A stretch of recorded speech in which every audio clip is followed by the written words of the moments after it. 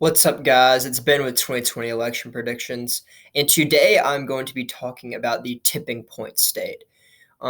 There's 50 states that vote in the presidential election, plus the District of Columbia, but there's only one state that really matters at the election day, and the tipping point state is the state that gets the presidential candidate above the magic number of 270 votes. So looking at the history of the past elections in 2016, um, Wisconsin was the tipping point state for President Trump. So if we exclude Wisconsin, Michigan, and Pennsylvania, he had 260 electoral votes, but Wisconsin was the state that gave him 270 electoral votes and put him at or above that number.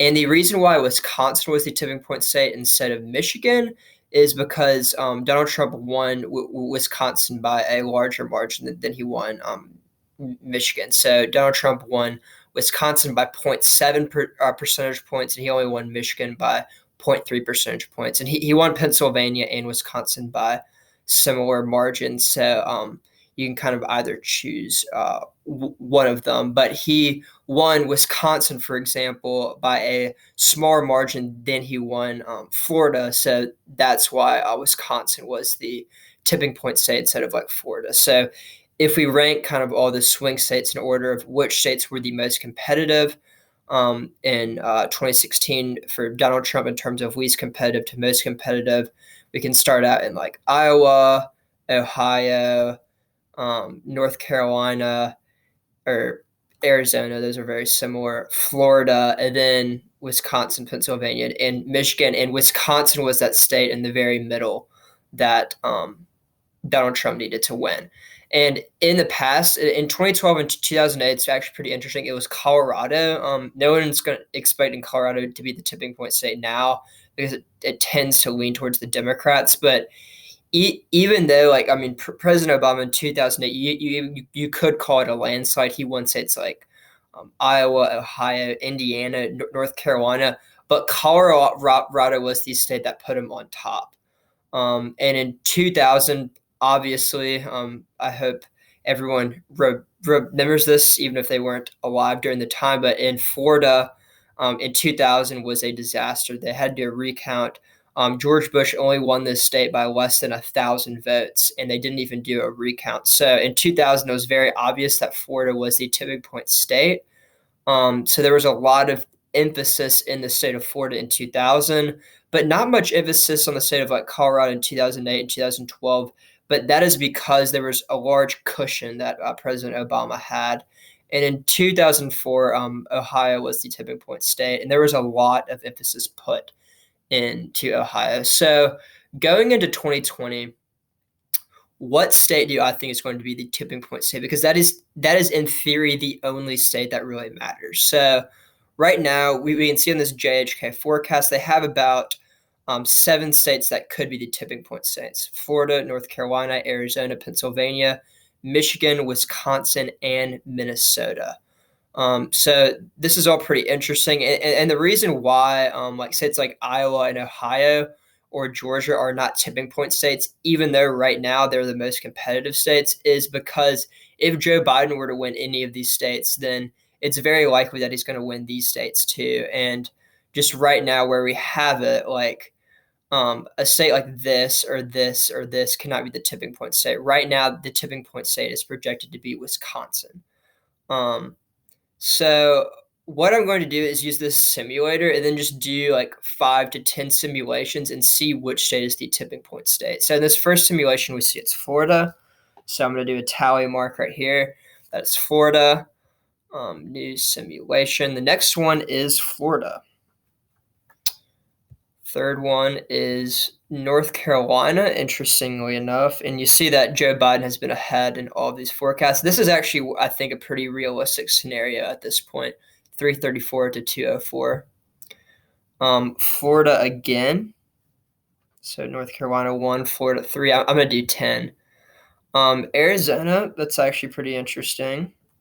Increasingly becoming more and more of a swing state.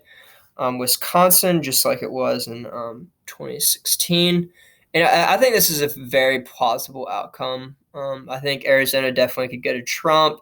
and North Carolina, Georgia, and Iowa are probably going to be pretty competitive. So, interesting. So Arizona again. And this is another very plausible scenario too. This is just when one of the congressional districts flips. North Carolina again. And so I think I'm going to do two more. Pennsylvania. Actually, I'm going to do 20. Florida, that's 10 total. Minnesota. So this is actually pretty interesting. This is assuming that like Trump actually does better in Minnesota than he does in like Michigan. So that actually makes some sense. Assuming that he does better in Minnesota than he does in Florida. So this is just assuming that he does very poorly in Florida. Florida again. So this is a scenario where Donald Trump actually wins, but we see that the tipping point state is Florida. Florida again. Pennsylvania. North Carolina. Michigan. We haven't had Michigan yet, and this is another scenario. This is actually exactly the scenario that happened in 2016, so it's still a plausible scenario in 2020. In fact, this is very, very much. I guess Donald Trump actually performs a little better, and let's see if he still loses the popular vote, which is interestingly enough. Florida, okay, let's see how we are. So 11, 13, 14, 15, 16, 17, 18, two more. Wisconsin, and last one, Florida. So I could have predicted this on the front end. In 2020, I think that the tipping point state is going to be Florida. In 9 out of the 20 scenarios, Florida was the tipping point state, and I can give you a couple reasons why. So Florida has the most electoral votes out of all the swing states, unless you consider Texas to be a swing state. But for different reasons, Texas is not going to be a tipping point state because let's actually see if I can use this model to kind of show y'all. So this is another tool on the JHK forecast, the presidential forecast manipulator. So I'm just going to dive in here and kind of show you what I think maybe some of these states are going to be like, what a plausible outcome is. So I think Iowa, Ohio, and Georgia are going to go red. I think Michigan's going to go blue.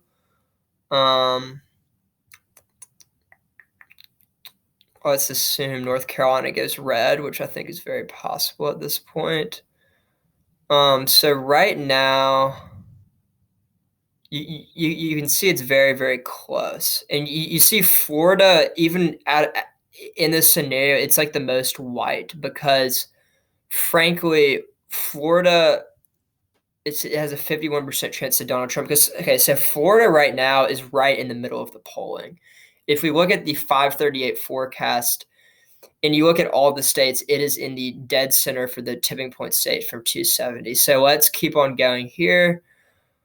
Let's assume Arizona goes red, Pennsylvania goes blue. And so right now, I think it's very, very possible that Florida or Wisconsin are the tipping point.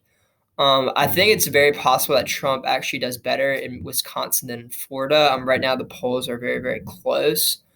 But what we see right now is that Trump is not doing very well in Florida. He's lost some of the older voters, and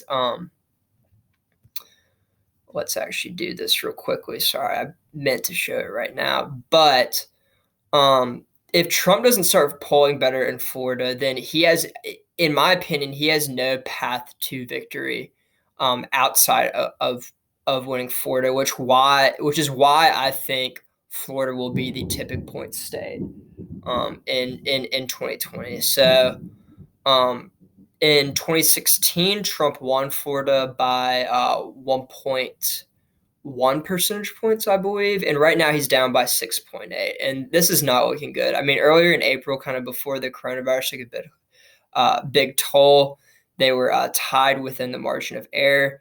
But you see recently, I mean, polls Biden plus 10, Biden plus 7, Biden plus 6. It's not looking great for the incumbent president. I think part of the reason is because he's lost some of the elderly vote. I think they haven't been too impressed with how he's handled the coronavirus, and Florida right now is just getting killed by the coronavirus. I mean, there's like tons of new cases there per day.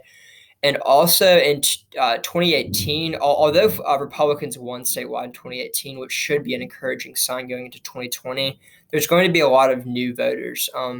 The voters of Florida